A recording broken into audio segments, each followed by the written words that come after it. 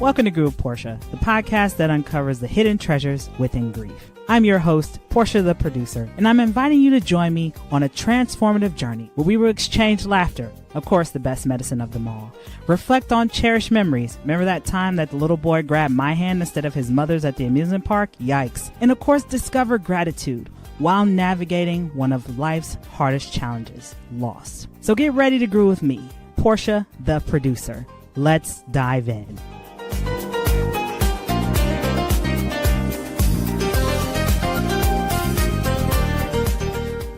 Hello, everybody, and welcome back to Grieve with Portia. I am your host, Portia Booker, and as always, don't forget to like, share, and subscribe to keep it with all things Grieve with Portia. First of all, it has been a long time since I've done my show live. Those of you may remember, Grieve with Portia started on the radio in October of 2019. We've come a very long way as the show. And also some of you may remember my TV show that I had, which was called The Grief Grand Tour. That was also aired live on Sundays at 7 p.m. So Grieve with Portia is currently switching to a live model moving forward. So it is good to connect with all of you. Yes, I am real. I'm not a figment of your imagination. So today, everybody, I have the honor of being joined by another individual who has made it on the other side of domestic violence. And let me say something about this really quick. There tends to be a lot of misconceptions around domestic violence, especially for women of color. And let's be realistic. These misconceptions need to stop. Because we make assumptions, why don't they just leave? Well, it's more to it than just leaving out from the situation, because there's a lot of emotions that go with it. There's a lot of grief as well. So without further delay, let me welcome my guest, Miss Yolanda Cope, to Grieve with Portia. Yolanda, how are you today? I am well, Portia. How are you today? Thank you for having me. Yolanda, it's an honor. I know that we connected quite a few months ago because I believe that I had another individual who had a domestic violence situation come as a guest on the show, and you happened to see a clip from our interview from LinkedIn. Yes. So, Yolanda, for our audience who's tuning in, as I brought up in the beginning, there tends to be a lot of misconception around domestic violence. And it's not as simple as waving a magic wand and you leave from the situation. For our audience, Yolanda, what did it take for you to realize this relationship is no longer a place that I need to be in anymore? Well, Portia, the abuse got worse, progressively worse. Just the physical violence against me was just getting to a point to where I said, I'm going to wake up, or he's just going to kill me. I'm going to wake up and he's going to try to kill me, or he's going to try to kill me in my sleep. Something's going to happen to where I felt like, I guess as they say, I'll be unalived. And that just because there was no calming him down. Um, and with being a mother with three children, I needed to get to a place of safety for all of us. And I couldn't tell him that I was leaving. I had to just have a strategic plan to exit, because so many people tell their abusers ahead of time what they're going to do. And unfortunately, a lot of times they don't make it out. Yolanda, I want to touch on something that you brought up that's not often talked about, is the impact of domestic violence on children. And you have three children. And I'm curious, Yolanda, what has been the impact on your kids during that situation? And what have you done as a mother to be transparent with them and also provide that educational lens, as far as if at some point they see red flags as they're adults, to learn to potentially get out of that situation? Well, my oldest son, he remembers a lot because he was like 5 years older than my middle child, and my baby girl was just a little infant. But um, after I left my marriage and got to safety, with my mom and sister, I had to have him put in counseling because he was harboring so much of guilt as a young child, which he should not have, of wanting to help me because he saw and heard things as much as I tried to shield them. Fast forwarding today, it's very hard for them to hear yelling and screaming because it's a trigger, especially for the two younger ones. They just remember seeing their dad screaming a lot and getting upset. And so that is a trigger for them to just, it's kind of like, okay, even like if I get upset about something, I have to be like, oh, wait. So with educating them, they already know, you never put your hands, even my daughter, because women can be abusers also. That's a misconception that only men abuse. So my children know you don't put your hands on anyone. You walk away. I don't care what it costs you. You walk away because I don't it, you just don't want to be caught up because there's consequences to actions, and no one should get you to that point to where you want to hurt them at that badly.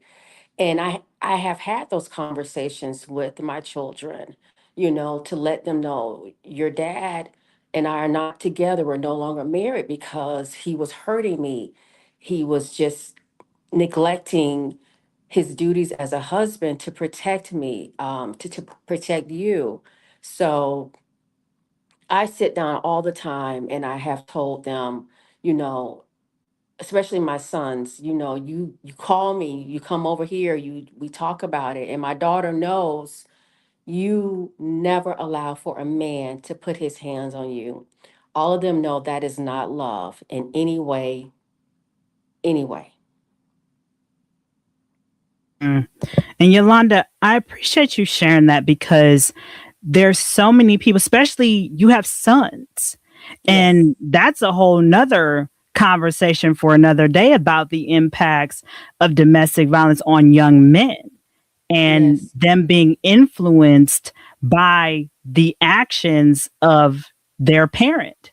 They may take that as, oh, this is okay for me to hit on women because I saw my father do it, I saw my uncle do it. And then also the triggers, right? right. Hearing that yelling, right? Mm-hmm. I mean, think about as your children maybe take their first job, Mm-hmm. right? And their parent, their first boss yells at the entire team for something. That could cause them to shut down. That could cause them to be timid to ever speak up at work. Right. And Yolanda, I just think this is something so many people need to hear who have children that may have never sent their kids to any type of therapy and talked with them openly about this situation because I know it's not easy. It's not easy to share your own story because as a parent being vulnerable, you want to be looked at as the hero, right?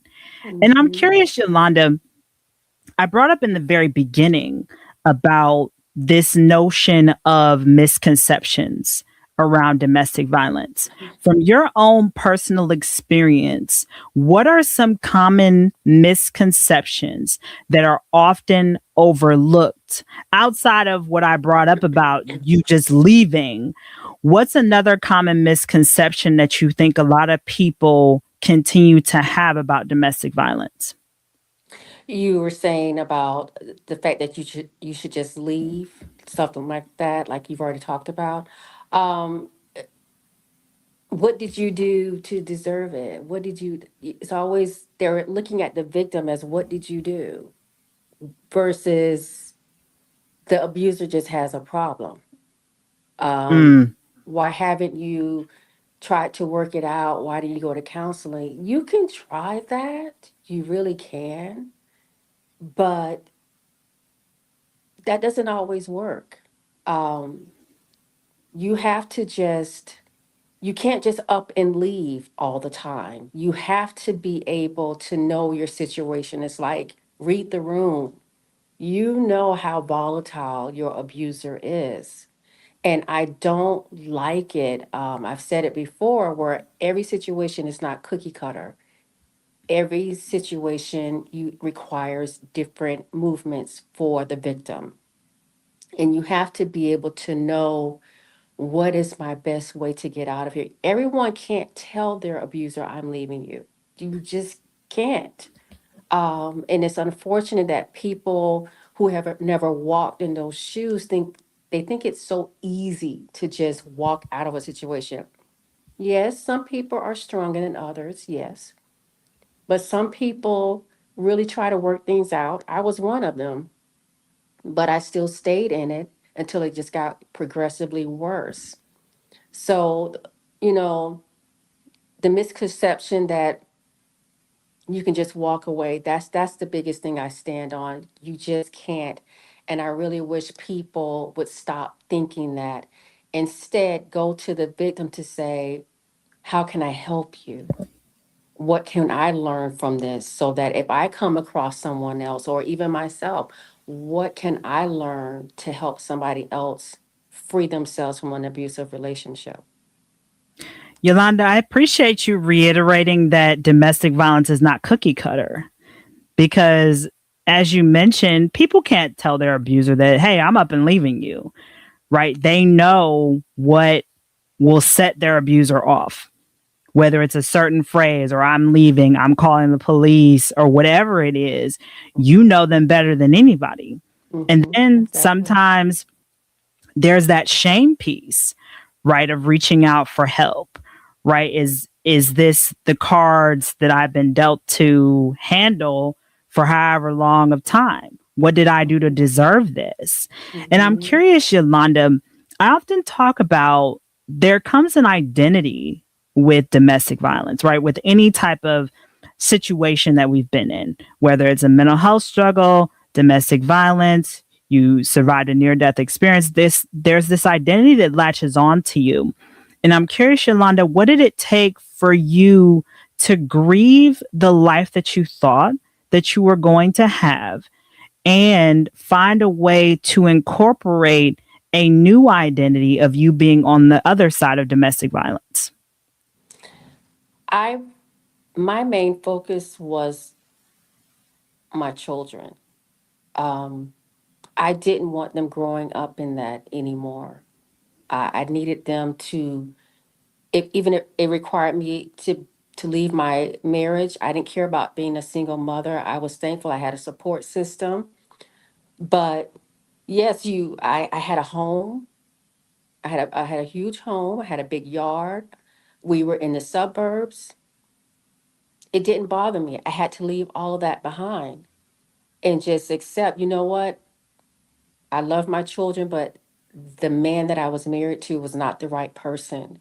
So when it is meant to happen, it will happen again with the right person, but someone who truly loves me for who I am and is not trying to change me, because abuse is a lot, it's just control and insecurities that the abuser has. So once I got my children and I to safety, it's just been within this year. I had been living with, I don't want to say secret, but I never talked about being a domestic violence survivor until this year. And so now that I'm truly walking into my advocacy, I want to make sure that I'm available to help other people know that it's going to be okay. It's going to be okay. Life is not over for you. Yes, you may have to give up some things, but as long as you still have the air in your lungs, you can breathe and you can still walk, that's the best freedom that you can that you can go for. Yolanda, and I appreciate your vulnerability. You realize that keeping it a secret is now no longer an option, right? And so many people would stay in your situation because they've got the nice house, the cars, the whatever other amenities and accommodations that they have, but they're in a miserable situation Mhm. where you were like, my kids deserve better. Your kids became that focus to help you to exit. And I'm curious, Yolanda, too, when I think about, especially today, we've had several big domestic violence cases Mhm. that have made national news this year, as you know. Mhm.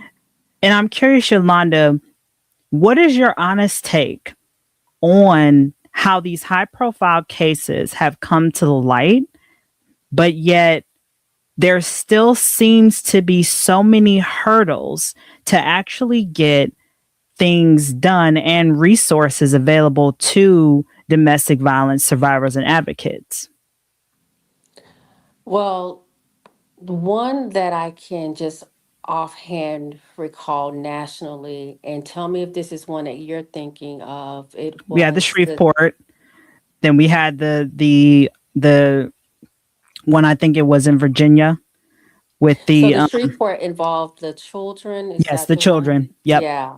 Um, I may not have read enough stories, but it just seemed like they had just a volatile relationship. Mm-hmm. And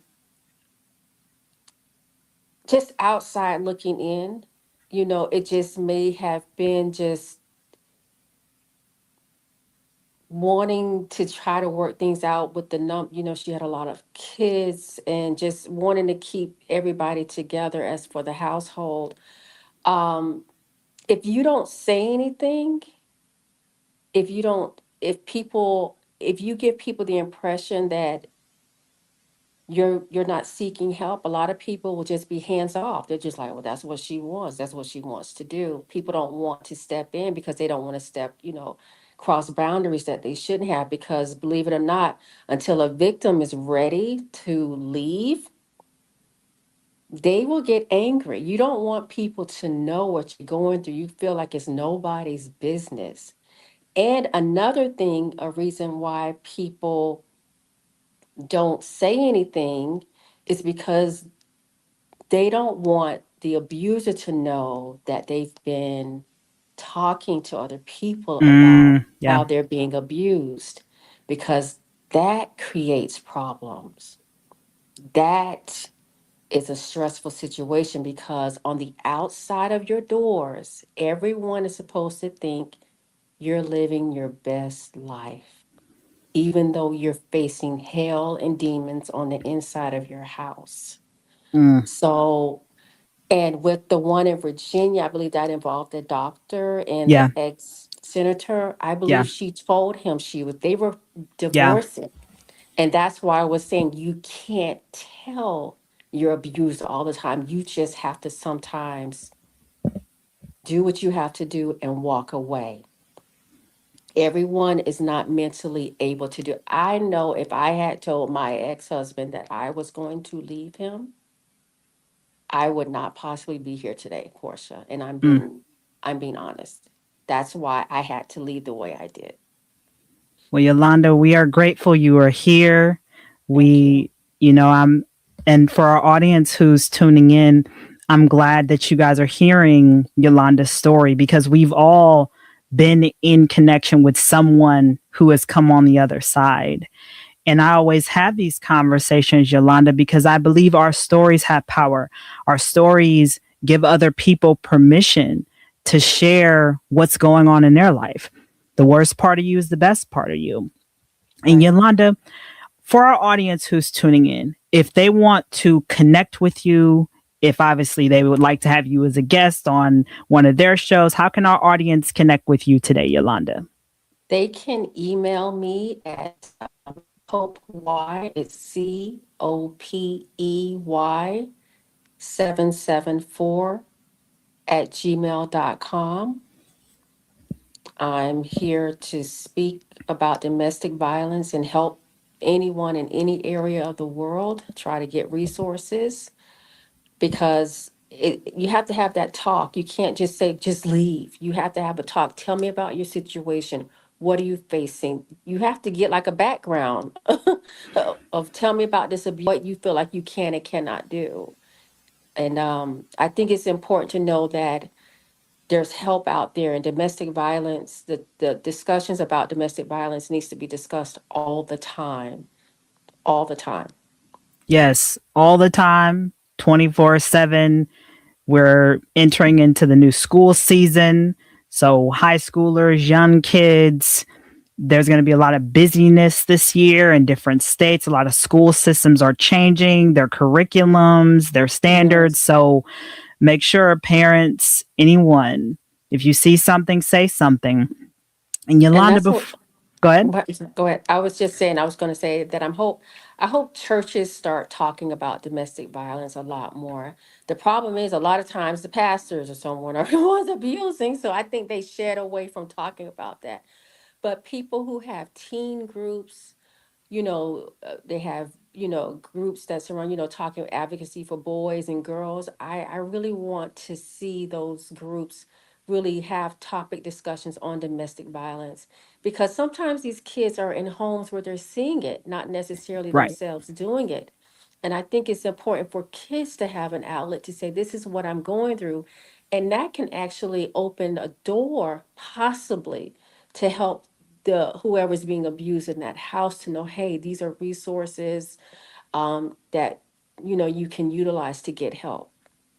Well, and it starts with that conversation, as you mentioned, that initial conversation, especially with young people today, because they see so much, way more, Yes. Yolanda, than both of us had Right. as high schoolers. I mean, I didn't get my first cell phone until I was a sophomore in high school, and I had a Mm-hmm. flip phone. I had a razor phone, not Uh, not TikTok enabled, right. Instagram, YouTube. I mean, remember, even texting was a whole process and a half because you had to go through each letter to Yes. spell out the Five word, depend on, yeah.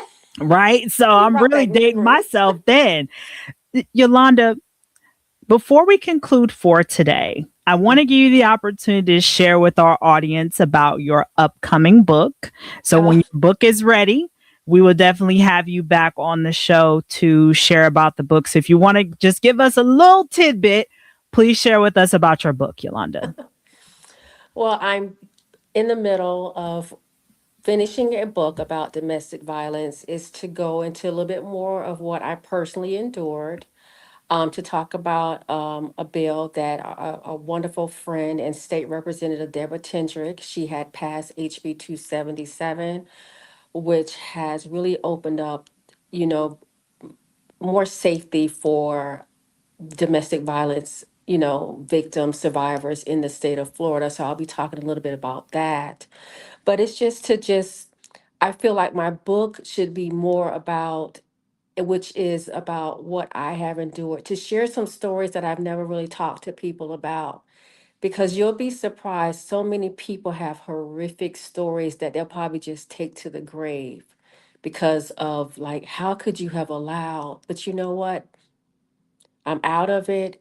And if I can help someone else, I want my book to know you're not alone, and I'm developing a nonprofit. And so with the nonprofit, I plan on putting my book in the bags and just being an advocate in person, a lived experience person, because you can have so many groups advocating, but no one has ever lived it. And I don't care how many times you've talked to different victims, or you've been educated about certain areas.